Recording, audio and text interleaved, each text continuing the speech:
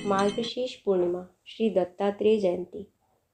महायोगीश्वर दत्तात्रेय जी भगवान विष्णु के अवतार हैं। इनका अवतरण मार्गशीर्ष की पूर्णिमा को प्रदोष काल में हुआ था।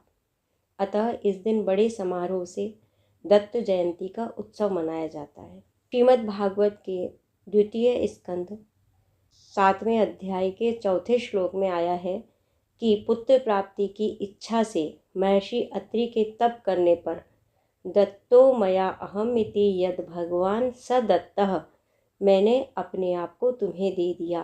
विष्णु भगवान के ऐसा कहने से भगवान विष्णु ही अत्रि के पुत्र रूप में अवतरित हुए और दत्त कहलाए। अत्रि पुत्र होने से ये आत्रेय कहलाए। दत्त और आत्रेय के संयोग से इनका दत्तात्रेय नाम प्रसिद्ध हो गया।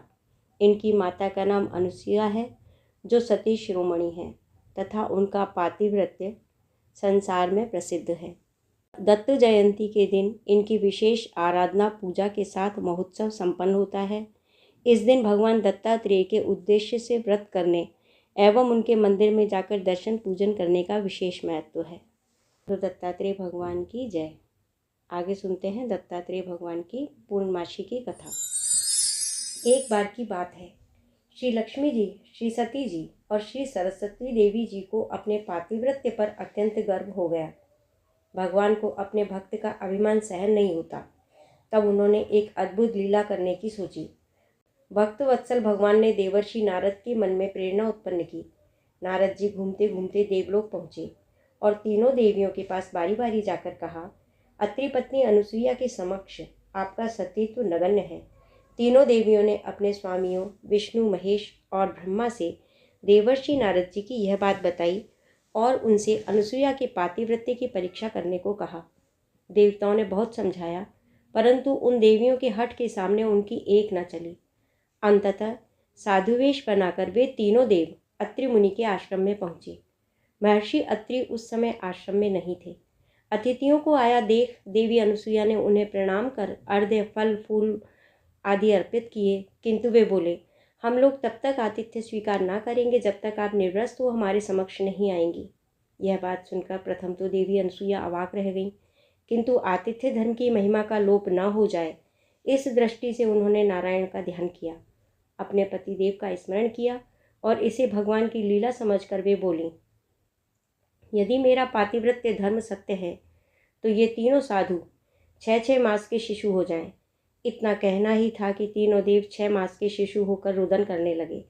तब माता ने उन्हें गोद में लेकर स्तनपान कराया, फिर पालने में झुलाने लगी। ऐसे ही कुछ समय व्यतीत हो गया। इधर देवलोक में जब तीनों देव वापस न आए तो तीनों देवियां अत्यंत व्याकुल हो गईं। फलतः नारद जी आए और उन्होंने संपूर्ण हाल कह सुनाया। तीनों देवियां अनुसुईया के पास आईं और उन्होंने उनसे क्षमा मांगी।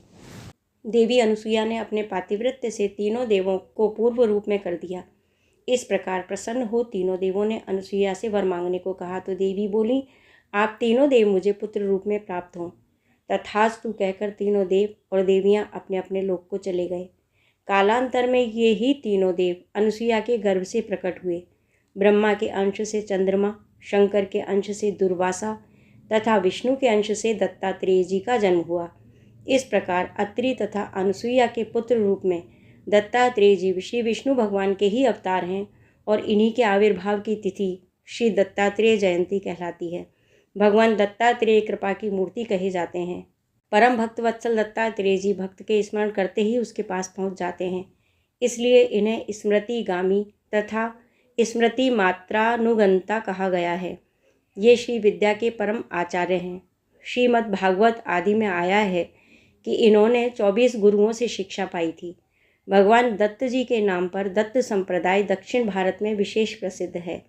गिरनार क्षेत्र श्री दत्तात्रेय जी का सिद्ध पीठ है। इनकी गुरुचरण पादुकाएं वाराणसी तथा आबू पर्वत आदि कई स्थानों पर हैं। दक्षिण भारत में इनके अनेक मंदिर हैं। वहाँ दत्त जयंती के दिन इनकी विशेष आराधना पूजा के साथ महोत्सव संपन्न होता है।